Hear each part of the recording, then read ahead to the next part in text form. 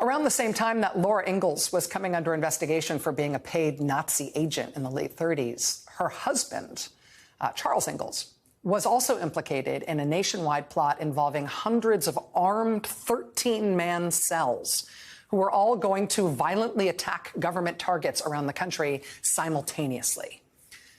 He and his co-conspirators expected that FDR was going to win re-election in 1940, but they thought Americans on the far right would be upset by that outcome. So in order to channel that upset into something much more dangerous, they planned that in the aftermath of FDR winning election, they would mount hundreds of simultaneous armed attacks on U.S. government targets in states all across the country, all at the same time, thus setting off chaos and panic in the United States, galvanizing and radicalizing anti-Roosevelt Americans, culminating in a violent takeover of the United States government and the installation of something much more like a fascist dictatorship. It's good times. A week from today, next Monday, I am launching a new podcast. It's called Rachel Maddow Presents Ultra.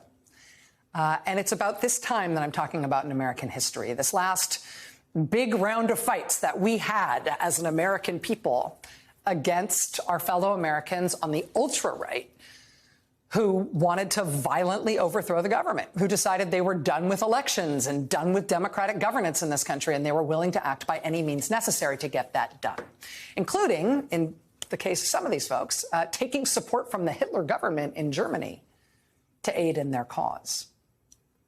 So the podcast is called Ultra because it's about our experience in this country with the ultra-right.